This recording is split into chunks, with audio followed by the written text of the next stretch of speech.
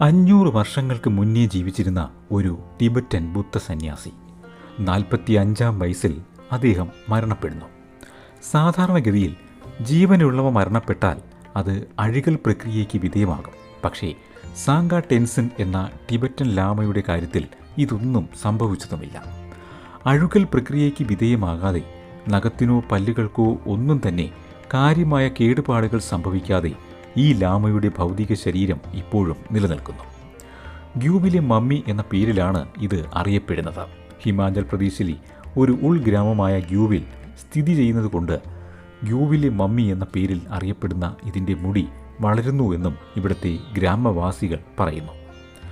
നമുക്കെല്ലാം അറിയാവുന്ന ഒരു കാര്യമാണ്, കാലത്തെ അതിജീവിച്ച് മരണാനന്തരവും ഒരു മനുഷ്യ ശരീരം കേടുകൂടാതെ നിലനിർത്തുന്നതിനായി കൃത്രിമമായ മാർഗങ്ങൾ സ്വീകരിക്കേണ്ടി വരും എന്ന്. ഇത്തരത്തിൽ ഈജിപ്തിലെ ഫറോവമാരുടെ മൃതശരീരങ്ങൾ സംരക്ഷിക്കപ്പെട്ടതും അതിനെ മമ്മിഫിക്കേഷൻ പ്രക്രിയയ്ക്ക് വിധേയമാക്കിയതിലൂടെ ആയിരുന്നു.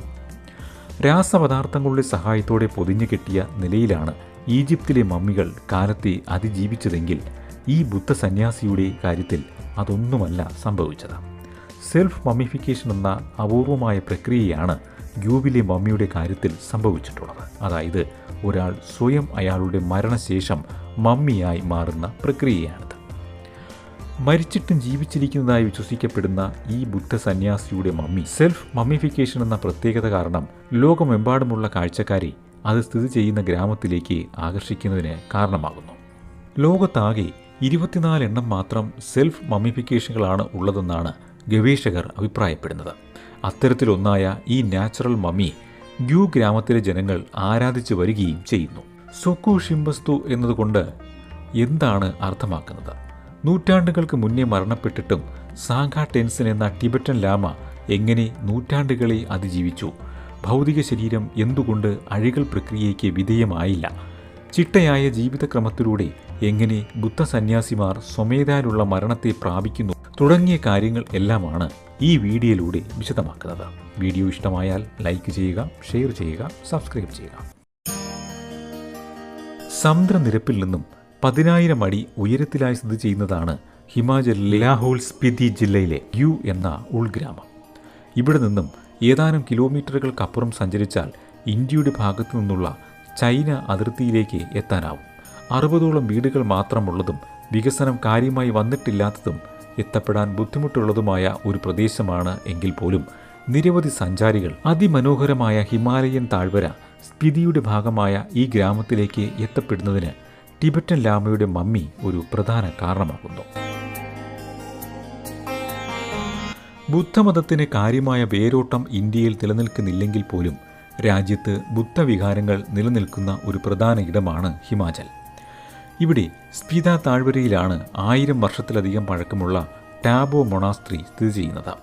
താഴ്വരയിലെ ഏറ്റവും വലിയ ബുദ്ധവികാരമാണിത്. 35 കിലോമീറ്ററുകൾക്കപ്പുറത്തുള്ള ഗ്യൂ മൊണാസ്ട്രിയിലാണ് സാങ്ക ടെൻസിൻ്റെ മമ്മിയെ വെച്ചിട്ടുള്ളത്. വെള്ളയും മഞ്ഞയും നിറത്തിൽ സന്യാസ വേഷത്തിൽ കുനിഞ്ഞിരിക്കുന്ന നിലയിലാണ് ഇതുള്ളത്. ധ്യാനമുദ്രയിലിരിക്കുന്ന നിലയിൽ ഒരു കൈ മടിയിൽ വെച്ചിരിക്കുന്നു, മറ്റേ കൈ താടിക്ക് താഴെ ആയും കാണാനാവും.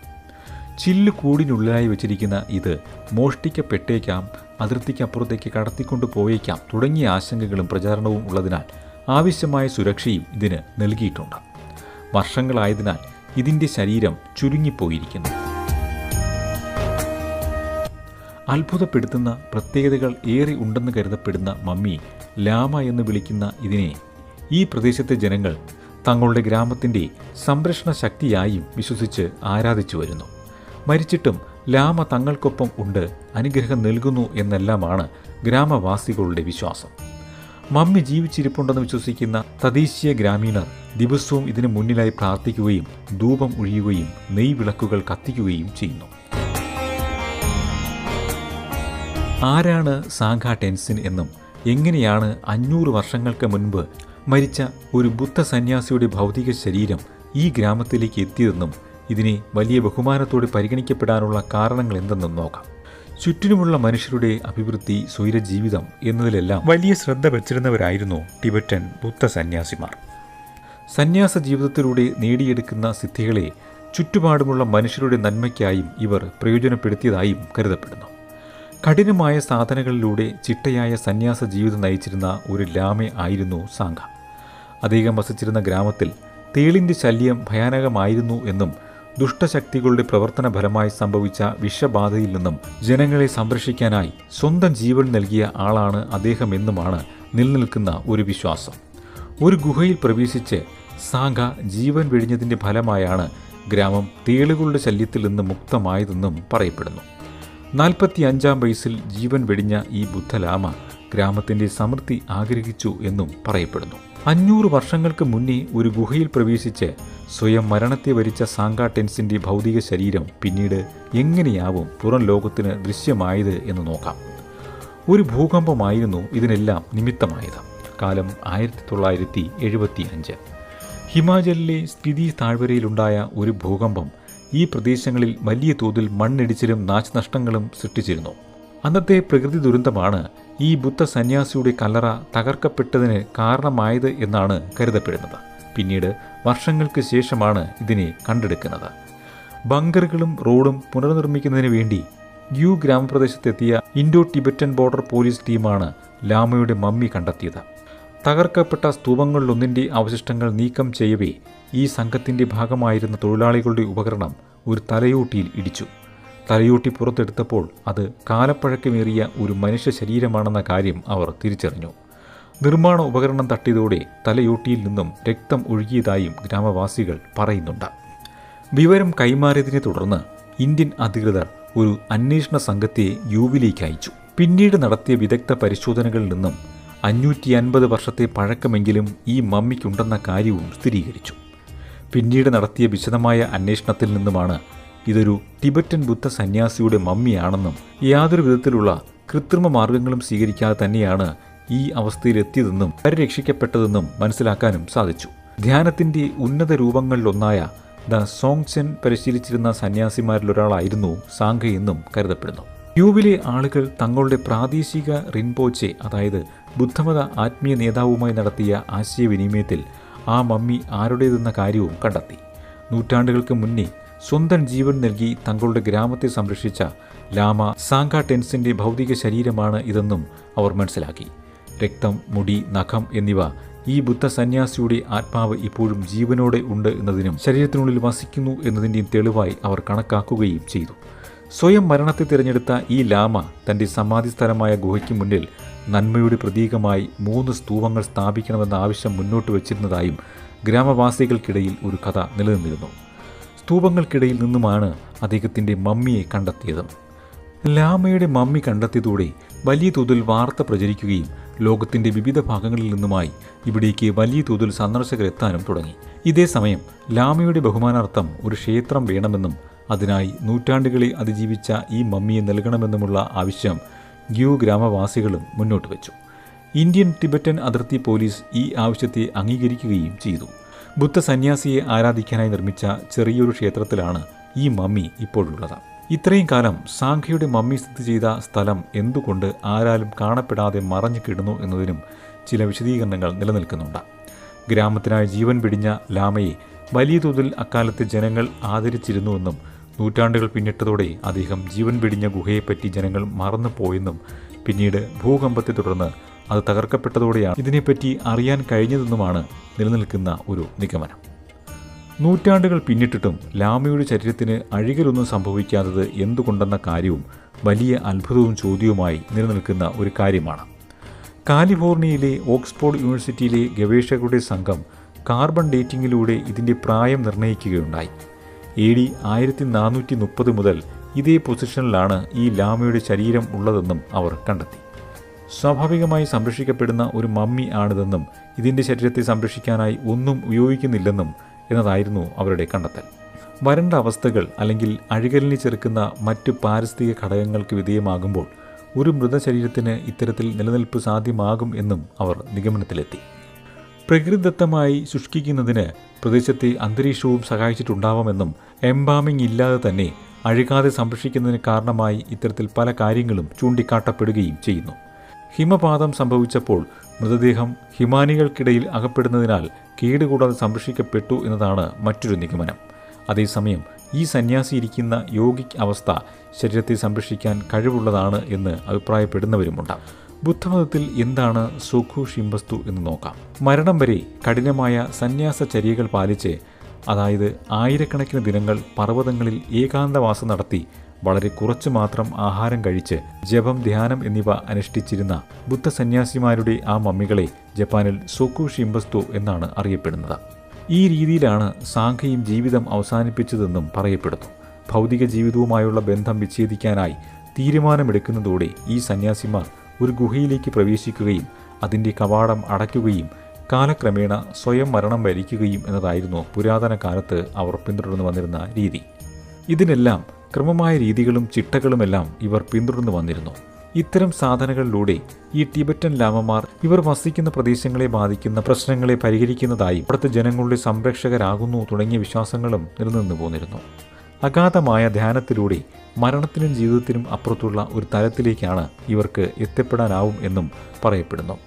ഗുഹകളുടെ കവാടം സ്വയം അടച്ച് മരണത്തിലേക്ക് പ്രവേശിക്കുന്ന ഈ രീതി 11-ാം നൂറ്റാണ്ട് മുതൽ 19-ാം നൂറ്റാണ്ട് വരെയാണ് ബുദ്ധ സന്യാസിമാർക്കിടയിൽ നിലനിന്നിരുന്നത്. ജീവിക്കുന്ന ബുദ്ധനെന്നാണ് ഈ മമ്മികളെ അറിയപ്പെടുന്നത്. ഭൗതിക ജീവിതം അവസാനിപ്പിക്കുന്നതിനായി ധ്യാനത്തോടൊപ്പം പ്രത്യേക ഭക്ഷണക്രമവും ഇവർ സ്വീകരിക്കുന്നു. കൊഴുപ്പില്ലാതാക്കാനായി അതടങ്ങിയിട്ടുള്ള എല്ലാ ഭക്ഷണങ്ങളെയും ഇവർ ഉപേക്ഷിക്കുന്നതായിരുന്നു രീതി. പതിറ്റാണ്ടുകളോളം നീണ്ടു നിൽക്കുന്ന ചിട്ടയായ പ്രവർത്തനമാണ് ഇതെല്ലാം. തുടക്കത്തിൽ ആഹാരം കുറച്ചു മാത്രം കഴിക്കുമെങ്കിൽ ക്രമേണ പൂർണ്ണ ഉപവാസത്തിലേക്ക് പോകും. കുറഞ്ഞ അളവിൽ സൈക്കാഡ് വൃക്ഷത്തിൻ്റെ വിഷാംശമുള്ള വിത്തുകൾ, ഔഷധ സസ്യങ്ങൾ, വേരുകൾ തുടങ്ങിയവയാണ് തുടക്കത്തിൽ കഴിക്കുക എന്നും പറയപ്പെടുന്നു. ശരീരത്തിലെ ഈർപ്പത്തെ ഇല്ലാതാക്കുന്നതിന് സൈക്കാഡ് വിത്തുകൾ സഹായിക്കുന്നു. ധ്യാന അവസ്ഥയിലിരിക്കുന്ന ഇവരുടെ ശരീരത്തിലെ ഈർപ്പം പരിപൂർണമായി ഇല്ലാതെയാകുന്ന അവസ്ഥയിൽ മരണത്തിലേക്ക് എത്തുന്നു.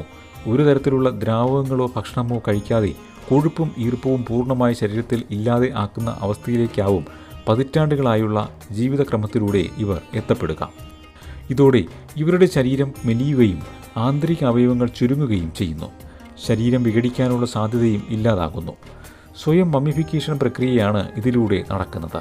അതായത് ധ്യാനത്തിലൂടെയും തുടർച്ചയായ ഉപവാസത്തിലൂടെയും കടന്നു പോകുന്ന ശരീരത്തിലെ ഈർപ്പം പൂർണ്ണമായും ഇല്ലാതെ ആകുന്ന അവസ്ഥയിലെത്തിയ ശേഷമാണ് അവർ മരണപ്പെടുന്നത്. എന്നതിനാൽ തന്നെ ഇവരുടെ ശരീരത്തിൽ ബാക്ടീരിയകൾക്ക് നിലനിൽപ്പ് അസാധ്യമാവുകയും അവയെല്ലാം നശിച്ചു പോവുകയും ചെയ്യുന്നു. ഇവിടുത്തെ താഴ്വരയുടെ കഠിനവും തണുത്തതുമായ കാലാവസ്ഥയും ഈർപ്പം കുറഞ്ഞ അന്തരീക്ഷവുമാണ് ശരീരം സ്വാഭാവികമായി സംരക്ഷിക്കാനും ഭൗതിക രൂപം നിലനിർത്തിക്കൊണ്ട് മമ്മിഫൈ ചെയ്യുന്നതിനുള്ള മറ്റൊരു അനുകൂല ഘടകം. ശരീരത്തിലെ കൊഴുപ്പും ജലാംശവും ഇല്ലാതാക്കുന്ന ഈ സെൽഫ് മമ്മിഫിക്കേഷനായി 10 വർഷം വരെ വേണ്ടി വന്നേക്കാം. അതേസമയം ഇതിനായി ശ്രമിച്ചിട്ടുള്ള എല്ലാ സന്യാസിമാരും വിജയിക്കാറുമില്ല. ടിബറ്റൻ സെൽഫ് മമ്മിഫിക്കേഷന് വിധേയമായ ലാമമാരുടെ ഭൗതിക ശരീരം നിരവധി ഉണ്ടായിരുന്നെങ്കിലും സാംസ്കാരിക വിപ്ലവകാലത്ത് ചൈനയുടെ കടന്നുകയറ്റം കാരണം അവയെല്ലാം നശിപ്പിക്കപ്പെട്ടു. അറിയപ്പെടുന്നതിൽ ഭൂരിഭാഗം സെൽഫ് മമ്മിഫിക്കേഷനും ജപ്പാനിലാണുള്ളത്, പ്രത്യേകിച്ചും അവിടുത്തെ യമഗാട്ടയിൽ. 19-ാം നൂറ്റാണ്ടോടെ ജപ്പാനിൽ ഈ ആചാരം നിരോധിക്കപ്പെടുകയുണ്ടായി. മനുഷ്യർ കുടുങ്ങിക്കിടക്കുന്ന ജനന മരണ ചക്രത്തിൽ നിന്ന് കരകയറാൻ സാധിച്ചിട്ടുള്ള ലാമ എന്നതാണ് സാങ്ക ടെൻസിനെ പറ്റി പറയപ്പെടുന്ന സവിശേഷത.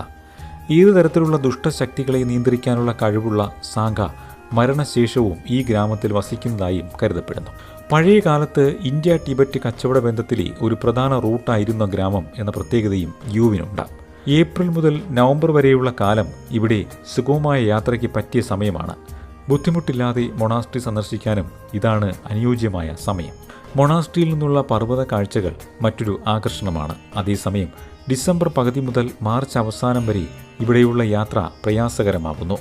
ഇക്കാലയളവിൽ മണ്ണിടിച്ചിലും മഞ്ഞുവീഴ്ചയും പതിവായതിനാൽ ഗ്രാമത്തിലേക്ക് എത്തപ്പെടുന്നതിൽ തടസ്സമുണ്ടാക്കുന്നു. തണുപ്പേറിയ സമയത്ത് -30 ഡിഗ്രിക്കും താഴെ തണുപ്പാവും ഈ താഴ്വരയിൽ അനുഭവപ്പെടുക. മഴക്കാലവും ഉയർന്ന ഈ പ്രദേശത്തെ റിസ്ക് ഉള്ളതാക്കുന്നു.